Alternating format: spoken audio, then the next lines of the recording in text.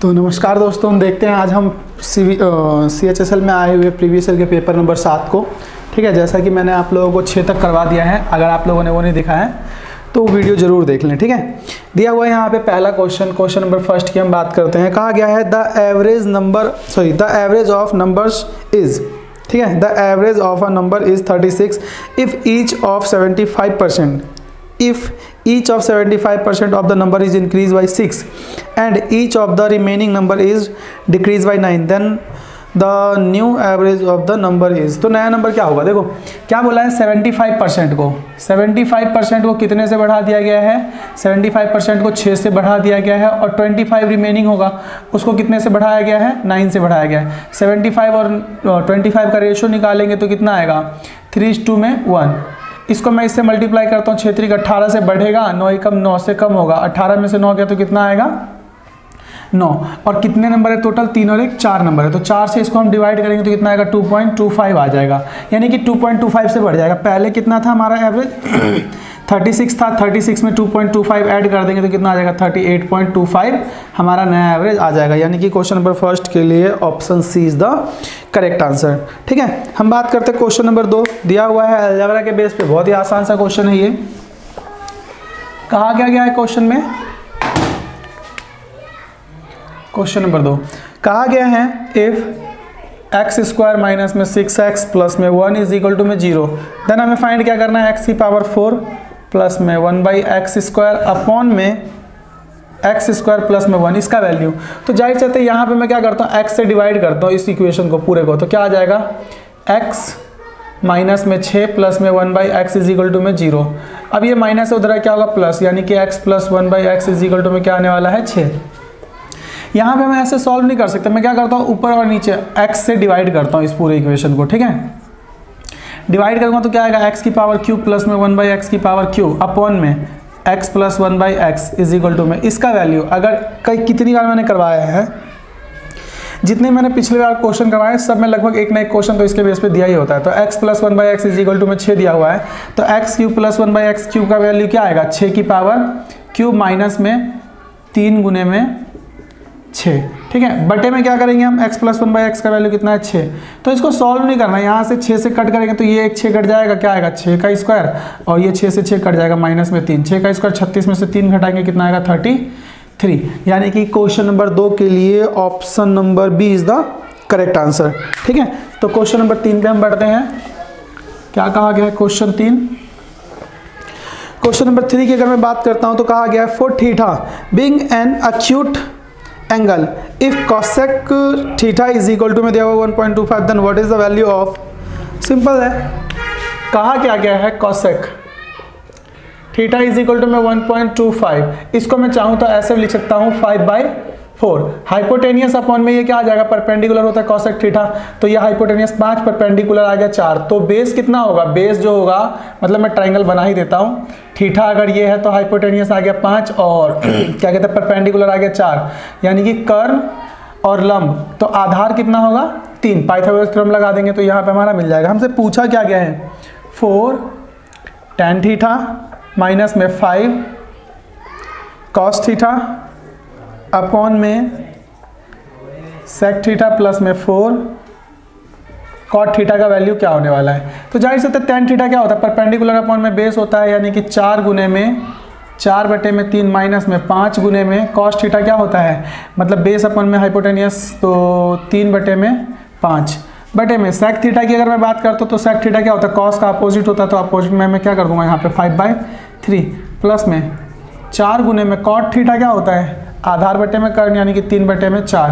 तो 5 से 5 कट गया, 4 से 4 कट गया, 4 चौक 16 और 3 16/3 आ गया। ये 3 3 9, 16 में से 3 गया तो क्या आएगा? 7/3 ये आ गया, बटे में 5/3 3 3 9 9 5 14 बटे में कितना आ जाएगा? 3 3 से 3 कैंसिल हो गया, यानी कि 7/14। इसको जब हम सॉल्व करेंगे तो क्या आएगा? 1/2। यही हमारा क्या होगा? Correct answer. यानी कि क्वेश्चन नंबर 3 की अगर मैं बात करूँ तो क्वेश्चन नंबर 3 जो है वो क्या है? 1/2 ऑप्शन नंबर क्या है क्वेश्चन नंबर 3 के लिए? D is the correct answer. Question number 3 था ये। क्वेश्चन नंबर 4 की बात करते हैं। क्वेश्चन नंबर 4 बहुत ही सिंपल सा क्वेश्चन है, तरीका देखेंगे हम इसको कैसे करना है। 3 article are bought at 200 each, one of them is sold loss of 10%, मतलब कि 3 आर्टिकल है, मैं लिख देता हूँ 1, 2 और 3। पहले वाले को 10% के लॉस पे बेचा गया है, बाकी 2 को if the other 2 article are sold so as to gain 20% on the whole transaction when what is the gain percentage of 2 article. मतलब इन सभी को जब बेचा जाता है तो उसको ऑल ओवर, मतलब कि सभी पे प्रॉफिट जो होता है वो कितने परसेंट का होता है, 20% का होता है। तो इसमें भी 20% का प्रॉफिट हुआ होगा, इसमें भी 20% का प्रॉफिट होना चाहिए, लेकिन यहाँ पे भी 20% प्रॉफिट होना चाहिए, लेकिन यहाँ पे लॉस हो रहा है, यानी कि 30% यहाँ पे क्या है, मतलब 20% तो ये नहीं मिला और 10% नहीं मिला, यानी कि 30% कहीं ना कहीं ये दोनों यहाँ से वसूला जाएगा, यानी कि 15% इधर और 15% ये दोनों मिलके वसूलेगा। तो कितना आ जाएगा, इन दोनों को कितने पे बेचना पड़ेगा, 35% पे बेचना पड़ेगा कुल मिला करके।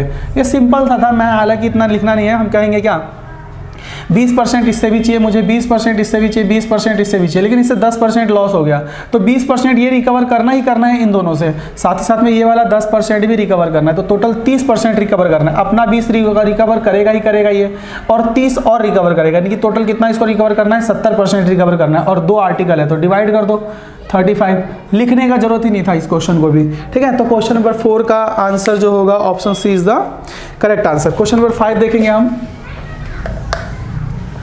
क्वेश्चन नंबर 5 में क्या कहा गया है,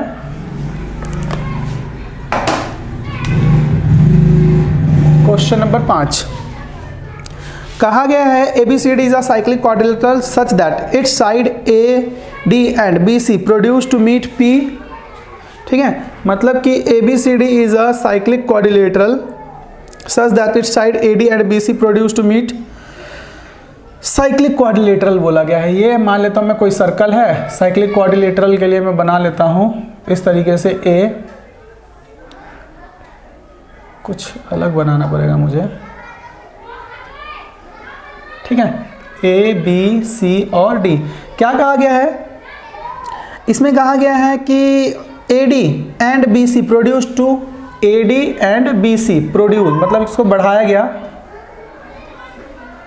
ठीक है, कुछ इस तरह से आप मान लेना, इसको आप पूरा दिखे, ठीक है। कहाँ तक बढ़ाया गया है इसको, पॉइंट P तक बढ़ाया गया है, और साथ ही साथ में क्या कर रखा है, and AB and CD, AB and DC produce to Q, मतलब AB को और DC को कहाँ तक बढ़ाया गया है, Q पॉइंट तक बढ़ाया गया है, ठीक है। अब हमसे बोला क्या गया है, इसमें कहा गया है एंगल A, एंगल A जो दिया हुआ वो कितना दिया हुआ है, 62 डिग्री, एंड एंगल ABC ये वाला एंगल जो दिया हुआ कितना दिया हुआ, 74 degree. Then difference between P and Q, P और Q का डिफरेंस। तो बताओ ये ट्राइंगल है, एक ये क्या है, ट्राइंगल है, ट्राइंगल के तीनों एंगल का सम कितना होता है, 180। तो ये वाला एंगल क्या होगा, इन दोनों का सम 180 में से डिफरेंट घटा देंगे, 7 6 13, 3 2 6, यानी कितना आएगा 136 घटा देंगे तो आई थिंक ये 44 डिग्री बनेगा, ठीक है। ये ट्राइंगल बन रहा है ना, ए बी और पी, ठीक। इसी प्रकार से ये वाला भी एक ट्राइंगल बन रहा है, तो एंगल के सामने वाला जो साइड होता है, सॉरी मतलब कि साइक्लिक क्वाड्रिलेटरल जो होता है उसका अपोजिट एंगल का जो सम होता है वो क्या होता है, 180 होता है। तो ये 74 है, तो ये वाला एंगल आपके हिसाब से कितना होना चाहिए, इस एंगल की अगर मैं बात करूँ तो ये वाला एंगल कितना होगा, तो 6 यहाँ से बच रहा है, 106, 106। अब ट्राइंगल के तीनों एंगल का सम 180 होता है, तो 62 और 106 कितना आ जाएगा, 168। तो 168, तो ये वाला एंगल कितना बचा, 12।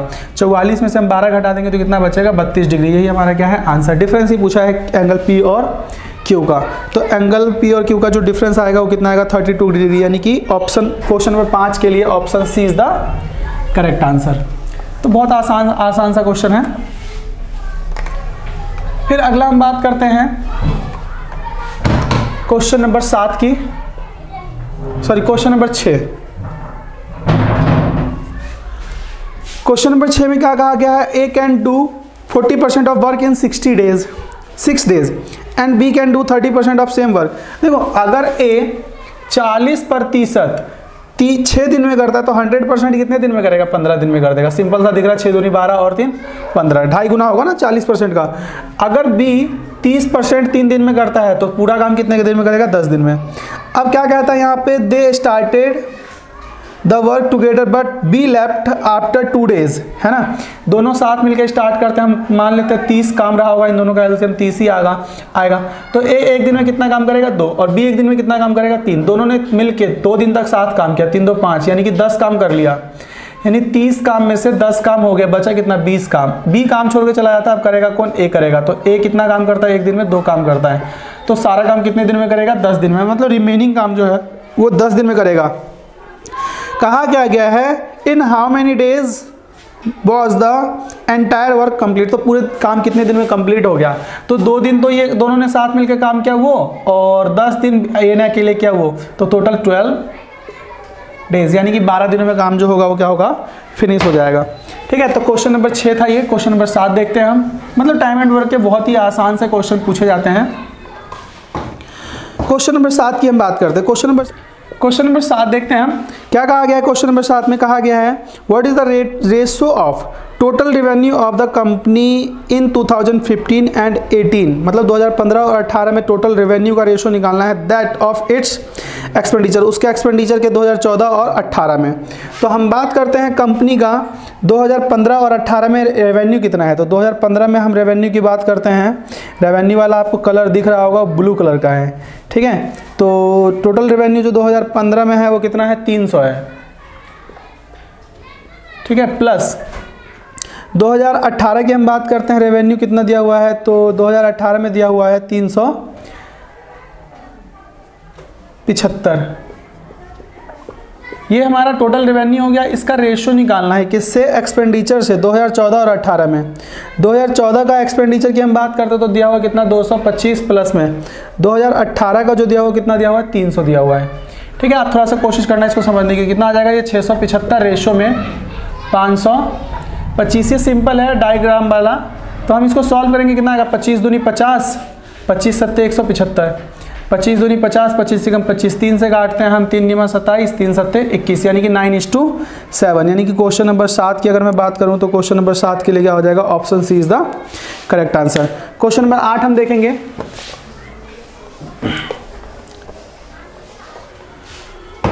क्वेश्चन नंबर 8 क्या कहा गया है, कहा गया है x plus y plus z is equal to में 3, x plus y plus z is equal to में दिया हुआ है 3, x y plus y z plus z x is equal to में दिया हुआ -18, and x cube plus y cube plus z cube minus में 3x Y Z का value क्या होगा। तो यहाँ पे हमें ये निकालने के लिए बोला गया है। अब मैंने बता रखा है कि हमारे पास 2 इक्वेशन दिया हुआ है और 3 वेरिएबल है, तो एक को हम 0 कर लेते हैं, तो z को मैं 0 कर लेता हूँ, तो ये 0 और ये 0, ये पूरा का पूरा 0, ये पूरा का पूरा 0। तो एक्स क्यूब प्लस में वाई क्यूब निकालना है, जो कि क्या होता है x प्लस में वाई, एक्स स्क्वायर प्लस में एक्स वाई माइनस में एक्स वाई प्लस में वाई स्क्वायर। ठीक है, तो ये निकालने के लिए हम यहाँ से सॉल्व करके देखते हैं, इसको आसानी से हमें मिल जाएगा। x प्लस वाई का मान दिया हुआ 3, एक्स स्क्वायर और वाई स्क्वायर नहीं दिया, तो इसका स्क्वायरिंग बोथ साइड करते हैं, तो एक्स स्क्वायर प्लस में वाई स्क्वायर प्लस में 2xy, एक्स वाई का मान -18 यहाँ पे हम पुट कर देंगे, गुने में -18 बराबर में कितना आ जाएगा, 3 का स्क्वायर 9, 18 दूनी 36, 36 उधर जाके प्लस होगा, तो एक्स स्क्वायर प्लस में वाई स्क्वायर कितना आएगा हमारे पास 36 और 9 45। तो 45 आ गया एक्स स्क्वायर वाई स्क्वायर, इसका वैल्यू आ गया 45, माइनस में एक्स वाई का वैल्यू माइनस में 18। सॉल्व करने पे हमें क्या मिल जाएगा वैल्यू, 3 इंटू में 8 5 13 का 3, 4 1 5 और 1 6 63। इसको जब गुना करेंगे तो कितना आएगा 189, यही हमारा क्या होगा आंसर होगा। यानी कि क्वेश्चन नंबर 8 के लिए option D is the correct answer. ठीक है, क्वेश्चन नंबर 9 की बात करते हैं अब।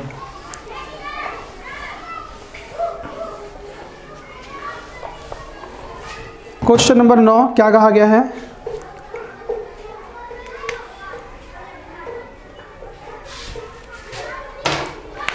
क्वेश्चन नंबर 9 में वही आ गया हमारा डिविजिबिलिटी रूल वाला नंबर सिस्टम का। एक दिया हुआ है यहाँ पे 10 अंकों का संख्या दिया हुआ है 75y 9740 5x और 2। ये डिविजिबल है, किससे डिविजिबल है, 72 से डिविजिबल है। तो हमसे पूछा क्या गया है 2x माइनस में y का वैल्यू फाइंड किया, जहाँ पे y का मान क्या रखना है, ग्रेटेस्ट रखना है। तो y का मान हम सबसे पहले 9 रख के ही चेक करेंगे। तो 8 से मतलब कि ये कटना किससे चाहिए, 8 से कटना चाहिए, 8 9 72 और 9 का डिविजिबल होना चाहिए। 8 के डिविजिबिलिटी के लिए लास्ट 3 डिजिट प्रीवियस भी वीडियो देखना, हर एक क्वेश्चन में मतलब कि हर एक पेपर में एक ना एक क्वेश्चन इसके बेस पे पूछा ही गया है।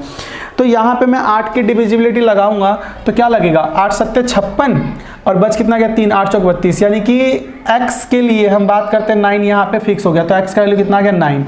और 9 की डिविजिबिलिटी सबका जोड़ 9 आना चाहिए, तो 5 और 4 9, 9 तो हटा ही दो, 2 और 7 9, 9 यहाँ से भी हटा दो, फिर 7 5 12, यानी कि जोड़ कितना आ रहा है 3, तो y का मान कितना आ गया 3 प्लस में क्या ऐसा करे कि 9 का डिवीजन हो तो 6, तो 6 और 3 9, तो y का मान कितना आ गया 6, तो 2 गुने में 9 माइनस में 6, तो 9 दूनी 18 में से 6 गया तो 12, हमारा आंसर आ जाएगा 12, यानी कि क्वेश्चन नंबर 9 के लिए option C is the correct answer. ठीक है, क्वेश्चन नंबर हम 10 की बात करते हैं।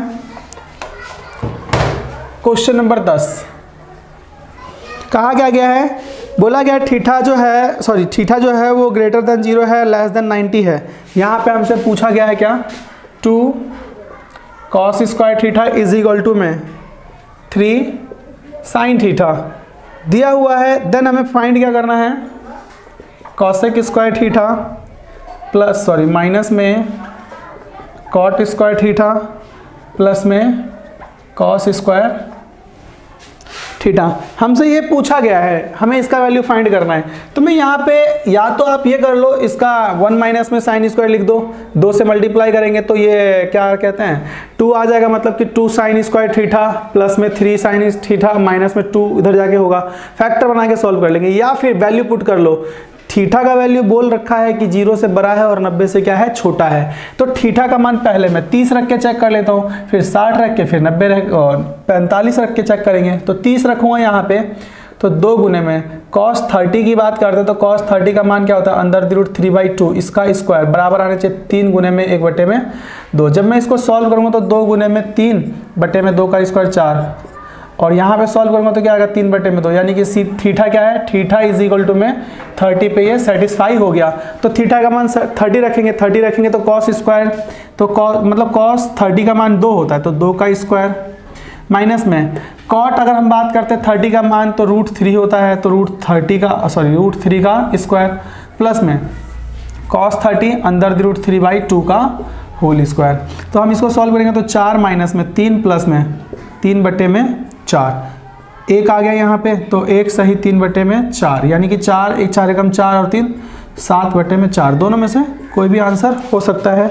वैसे मैं बता दूं तो क्वेश्चन नंबर 10 के लिए option C is the correct answer, क्योंकि ये दिया हुआ है। ठीक है, तो क्वेश्चन नंबर 10 था ये। क्वेश्चन नंबर 11 की बात करते हैं हम।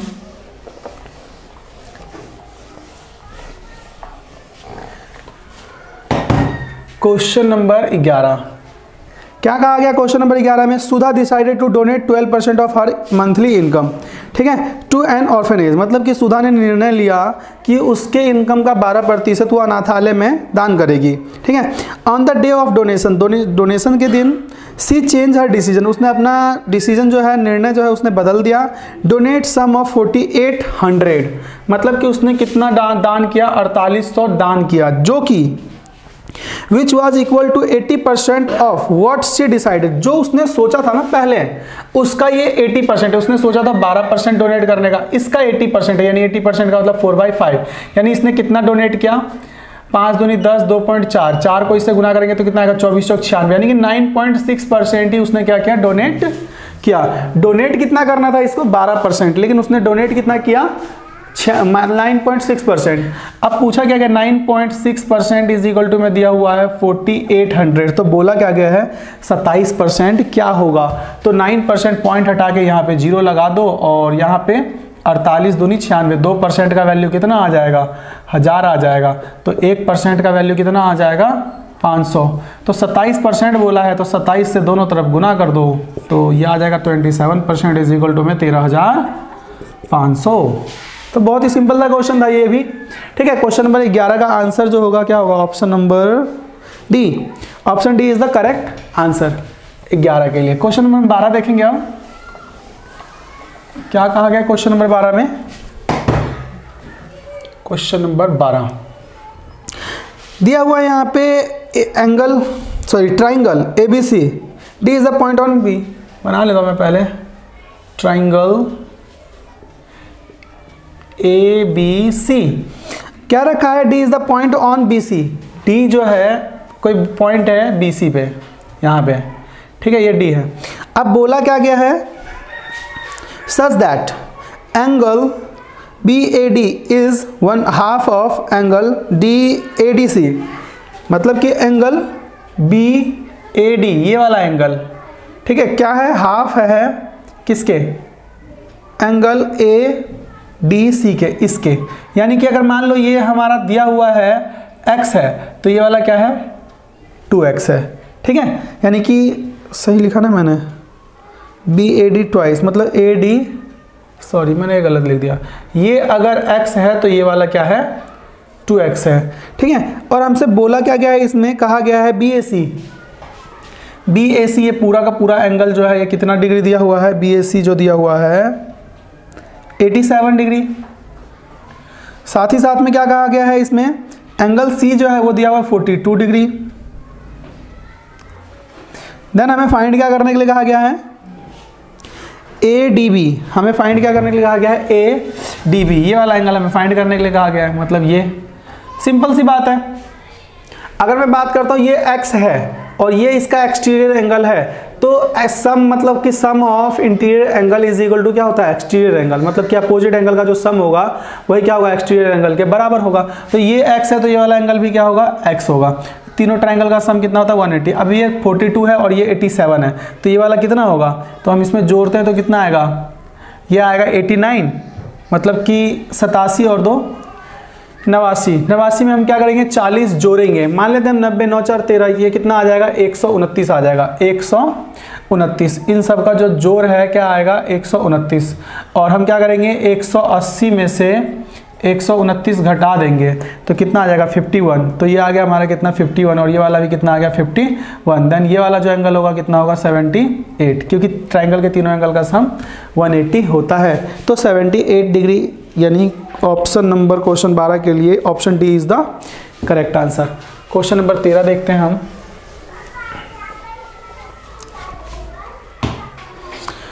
एक आधी क्वेश्चन में होमवर्क के लिए भी छोड़ दूंगा आप लोगों के लिए। क्वेश्चन नंबर 13 की बात करते हैं। दिया हुआ है सेक थीटा 1 माइनस में sine theta, sec theta plus में टेन थीटा अपॉन में सेक थीटा माइनस में टेन थीटा का होल स्क्वायर बराबर में 1 प्लस में के अपॉन में 1 माइनस में के। हमसे ये बोला गया है करने के लिए। सिंपल सा क्वेश्चन है। कहीं ना कहीं मैं यहाँ पे क्या सकता हूँ? इस सब का वैल्यू क्या आएगा? 1। कैसे आएगा? देखो, सेक को लिख सकता हूँ 1 अपॉन में कॉस थीटा। यहाँ पे 1 माइनस में साइन तो दिया ही हुआ, 1 माइनस में साइन थीटा। अब हम बात करते हैं इस वाले में 1 अपॉन में सेक को 1 अपॉन में कॉस थीटा प्लस में टेन थीटा को साइन थीटा बटे में कॉस थीटा भी लिख सकते हैं हम। जब मैं इसको सॉल्व करूँगा 1 प्लस में साइन, 1 अपॉन में 1 प्लस में कॉस, बटे वाला भी लिख देता हूँ मैं, 1 अपॉन में कॉस थीटा माइनस में साइन थीटा बटे कॉस थीटा का होल स्क्वायर बराबर दिया 1 प्लस में के। हालांकि ये लिखने की ज़रूरत नहीं है, फिर भी मेरे को थोड़ा समझाना पड़ रहा है, बहुत जल्दी हो जाता है ये। यहाँ पे कॉस बराबर है हर, तो मैं लिख सकता हूँ 1 माइनस में, मतलब कि a माइनस में b और a प्लस में b। तो क्या आएगा? 1 अपॉन में कॉस थीटा इंटू में क्या आएगा? ये कॉस स्क्वायर थीटा। 1 माइनस में साइन स्क्वायर थीटा होता तो ये क्या लिख देगा? कॉस स्क्वायर थीटा बटे में क्या है? कॉस थीटा अपॉन में क्या आ जाएगा? यहाँ पे 1 माइनस में साइन थीटा अपॉन में साइन थीटा का स्क्वायर अपॉन में कॉस स्क्वायर थीटा। ये कटने पे 1 आएगा, ऊपर जाके कॉस बन जाएगा स्क्वायर। तो 1 माइनस में साइन थीटा 1 प्लस में साइन थीटा अपॉन में 1 माइनस में साइन थीटा का होल स्क्वायर दिया हो तो 1 माइनस में साइन, 1 माइनस में sine theta is equal to में क्या आ गया? 1 प्लस में के प्लस 1 माइनस में, इससे ये कैंसिल हो जाएगा, क्या बचेगा? 1 से कंपेयर कर दो तो k इज इक्वल टू में, ये हमारा क्या है? आंसर है। यानी कि क्वेश्चन नंबर 13 के लिए option D is the correct answer. ठीक है, क्वेश्चन नंबर 14 की हम बात करते हैं अब।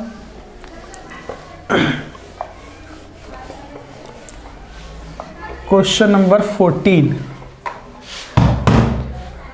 हाँ कहाँ है क्वेश्चन नंबर 14? हाँ, कहा गया है income of A and B are in the ratio, मतलब ए और बी का इनकम का रेशो दिया हुआ है 5:, में क्वेश्चन नंबर 14 है ना, 5:3 एंड एक्सपेंडिचर का रेशो दिया हुआ है 9:5।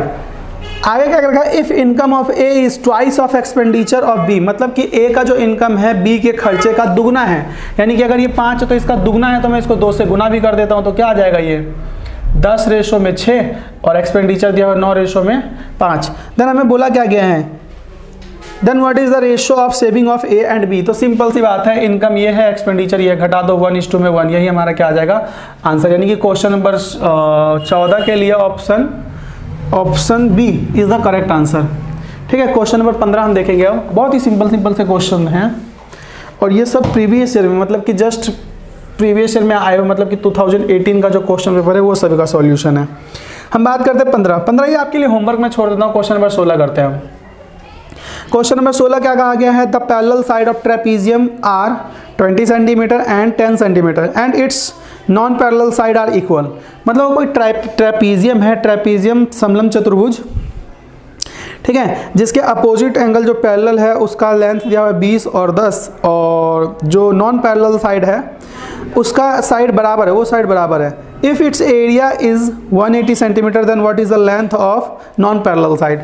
सिंपल सा क्वेश्चन, कोई ट्रेपीजियम मैं बना लेता हूं इस तरह से, ये कोई ट्रेपीजियम है, ठीक है, ये पैरेलल साइड ये है, तो ये दिया हुआ है 10 और ये दिया हुआ है कितना 20। तो मैं यहाँ से अगर कोई लेंथ डालूंगा इसके ऊपर, इन दोनों के बीच का डिस्टेंस, तो इसका एरिया भी दिया हुआ है, इसका एरिया कितना दिया हुआ था 180 सेंटीमीटर दिया हुआ था, सेंटीमीटर स्क्वायर। तो हम बात करते हैं कितना रह जाएगा, 10 रह जाएगा, और ये बराबर साइड है तो ये पार्ट भी बराबर होगा, तो कितना आएगा 5 और 5, और ये कितना बच गया 10।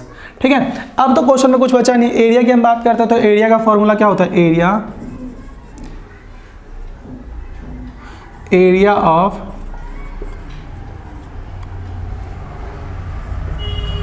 इज इक्वल टू में क्या होता है 1/2 sum of parallel side into में मतलब कि डिस्टेंस बिटवीन पैरेलल साइड है ना, यानी कि हाइट। इन दोनों के बीच में मैंने इसको अगर h माना है तो मैं इसको h लिख देता हूं। तो ट्रेपीजियम की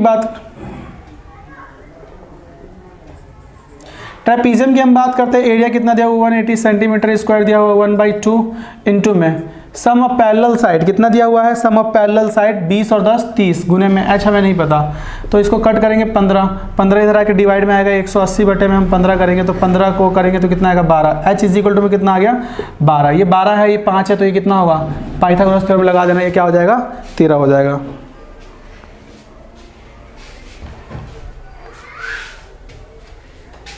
TRAPEZIUM, ठीक है। तो ये हमारा आंसर आ गया क्वेश्चन नंबर 16 के लिए। ऑप्शन नंबर क्या था, B is the correct answer. Question number 17 की बात करते हैं। क्वेश्चन नंबर 17 में क्या कहा गया है, 17 में दिया हुआ है in a circle with centre OAB is the diameter. Circle AB diameter, ये सेंटर। अब इसमें साथ ही साथ में क्या क्या रखा है, point CD and E are on the circle on one side of AB। AB के एक ही साइड में CDE है, तो मैं बराबर डिस्टेंस पे मान लेता हूँ, C यहाँ रहा होगा, D यहाँ रहा होगा और E यहाँ, CDE अपने तरफ से मान लो कुछ भी। इसको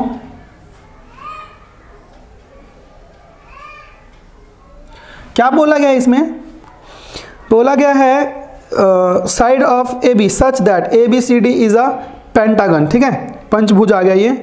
अब क्या आ गया है, the sum of angle ACD ओ ये एंगल, और सम ऑफ एंगल DEB ये, इन दोनों एंगल का हमें सम निकालने के लिए बोला गया है। तो अगर मैंने बराबर डिस्टेंस लिया है तो जो एंगल मेजर हम ये करेंगे वही एंगल क्या होगा, मेजर ये भी होगा। तो मैं क्या कर लेता हूँ, इसको इससे मिला देता हूँ, तो मुझे पता है ये वाला एंगल जो बनता है वो कितना बनता है, 90 डिग्री बनता है। अगर मैं इसको मिला दूं तो कितना बनेगा, 90 डिग्री बनेगा कि नहीं बनेगा, है ना। सेंटर से अगर इस पार्ट को मिला दूं बराबर डिस्टेंस पे तो इक्वल पार्ट में डिवाइड करेगा ये 90 डिग्री। तो सेंटर पे बनने वाला कौन, और ये वाला एक कॉर्ड बना लेता हूं मैं इसको, तो कॉर्ड से इस पे बनने वाला कॉर्ड, साइड, ये वाला एंगल, ये कितना बनेगा हमारा, इसका हाफ यानी कि 45। तो 90 और 45 कितना हो गया, 135, और ऐसा ऐसा 2 है तो इसको 2 से गुना करेंगे तो कितना आएगा, 270 डिग्री। यही हमारा क्या है, आंसर है। यानी कि क्वेश्चन नंबर 17 के लिए option number C is the correct answer. Question number 17 था ये। क्वेश्चन नंबर 18 की हम बात करते हैं। क्वेश्चन नंबर 18 क्या कहा गया है, ABCD is a triangle where B is obtuse. ठीक है, ऑब्ट्यूज का मतलब क्या है, अधिकोण। B जो है वो क्या है, ऑब्ट्यूज एंगल है, अधिकोण है, ये A और ये C। बोला क्या गया है हमें, इसमें बोला गया है AD is the perpendicular on CB produce to A D। मतलब AD जो है वो क्या है, परपेंडिकुलर, इसको बढ़ाया गया है, और AD जो है वो क्या है, परपेंडिकुलर इस साइड पे। ठीक है, ये D है परपेंडिकुलर, इस साइड को बढ़ाया गया, B और D को बढ़ाया, मतलब कि C और B को बढ़ाया गया है। If AB is equal to 8, AB ये 8 दिया हुआ है, और BD इज इक्वल टू में 4, ये 4 दिया हुआ है, and BC is equal to में 7। हमें बोला क्या गया, then AC is equal to क्या होगा, AC का मान निकालने के लिए बोला गया। पाइथागोरस थ्योरम लगा दो, 8 है 4 है, 88 64 64 और 4 मतलब कि 16, 64 में से 16 घटाएंगे तो कितना आएगा, 52।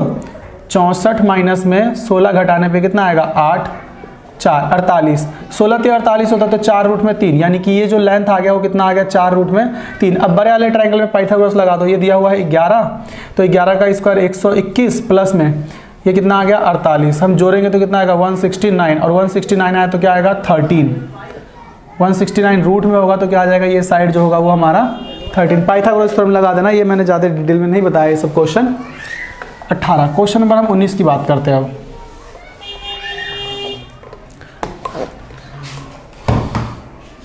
क्वेश्चन नंबर 19 की अगर मैं बात करूं,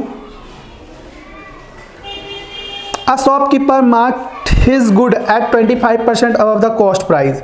मतलब एक शॉपकीपर है, वो क्या करता है, 100 रुपये की वस्तु को 125 रुपये मार्क कर देता है, और क्या कहता है, कहता ये है कि ही सेल 3/4, यानी कि इसमें से 3, मतलब टोटल मान लेता हूँ मैं, इसके पास 4 गुड होगा, जिसमें से उसने 3 गुड्स को मार्क प्राइस पे बेच दिया, यानी कि 125 रुपये की कीमत पे बेच दिया, तो 125 यानी 25% का फायदा होगा, तो 75% में बोल देता हूँ डायरेक्ट। ठीक है, एक वस्तु बच गया, और क्या कहता है, एंड रिमेनिंग ऑफ 40% डिस्काउंट, और बाकी को एक को 40% के डिस्काउंट पे, इसका 40% निकालेंगे तो कितना बनेगा, 12.5 10% बनेगा, तो 25 40% बन जाएगा।